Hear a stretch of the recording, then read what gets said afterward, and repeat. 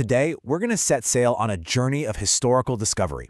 We're talking about a naval power that's often just left off the map, a forgotten connection that completely redraws the ancient world as you know it. So let's get right into it. You know, our story here really kicks off with a simple question, and it's all about how we remember history. Or, maybe more importantly, what parts of it we tend to forget. So let me ask you, when you think of the great ancient sea powers, who really comes to mind? Just take a second. When you picture these massive fleets dominating the ancient seas, who are the first names that pop into your head? The Vikings, right?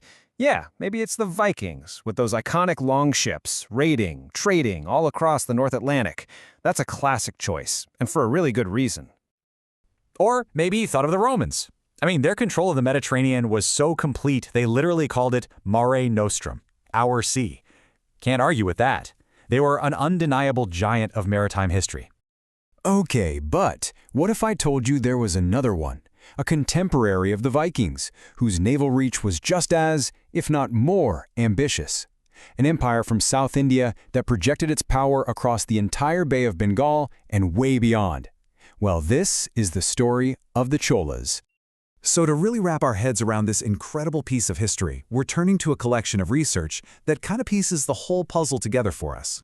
Our main guide for this is this amazing academic work, Nagapattinam to Suvarnadwipa. You can see the title pages right here in both Tamil and English, and that right there tells you something.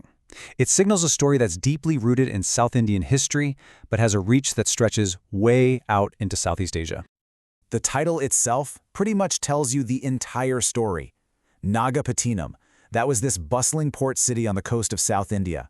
It's the launch point for all these expeditions, and their destination, Suvarnadwipa, the legendary island of gold, which we now know as Sumatra and the islands of the Malay archipelago. I mean, that name alone just screams ambition, doesn't it?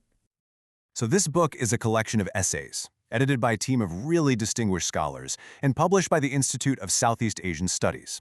It basically brings together all the leading research on these expeditions. So yeah, it's our go-to source for understanding this remarkable history. So what were these expeditions really all about? Were they just for conquest, or was there something more going on here? Just a quick glance at the book's table of contents. It reveals the incredible scope of what the Cholas were up to. You see entries about naval battles, for sure, but you also see stuff about commerce, diplomacy, and the deep, deep cultural impact they had on the region. It's a much richer story than just, simple conquest. Okay, if there's one single moment you need to remember from all of this, it's this one. In the year 1025 CE, the great Chola king, Rajendra Chola I, launches this just unprecedented naval campaign against the powerful Srivijaya Empire, which was centered in Sumatra. This was a huge turning point. And the book's own preface really drives this home. It calls this expedition a major event in the history of Southeast Asia.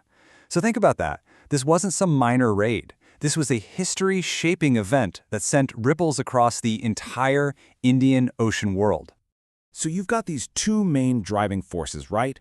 On one hand, you have incredible military might. The Cholas had the naval capacity to project their power thousands of kilometers from home. Just think about that for a second. But on the other hand, this was also about economics. It was about money. They wanted to secure and control the immensely profitable trade routes that connected the East and the West. You know, understanding the Cholas isn't just some interesting historical footnote. It actually fundamentally changes how we understand the connections that have shaped Asia for centuries. This history isn't just a single story. It's absolutely vital for understanding several different fields. Of course, it's key to the Chola dynasty itself, but it's also fundamental to the history of India, Southeast Asia relations, Asian trade, and all the cross-cultural movements that really define that era. Ultimately, the story of the Cholas isn't just an Indian story, or just a Southeast Asian story. It's a shared story. It reveals this deep, interconnected maritime world that existed 1,000 years ago. And that is exactly what this research is trying to highlight. It's not just about the battles. It's about the multifaceted commercial and cultural relations that came after, creating a legacy that would last for centuries to come.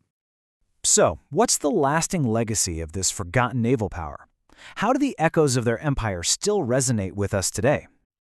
Look, if there's one thing to take away from all this, it's that the Cholas were so much more than just conquerors. They were pioneers, they were diplomats. Their ships didn't just carry soldiers. They carried merchants, ideas, art, religion. They were building lasting bridges between entire civilizations. And that leaves us with one final thought to chew on. When we add the Chola Empire back into our mental map of the world, when we place them right alongside the Vikings and the Romans as a great sea power, how does that really change our perception of history? What else have we been missing?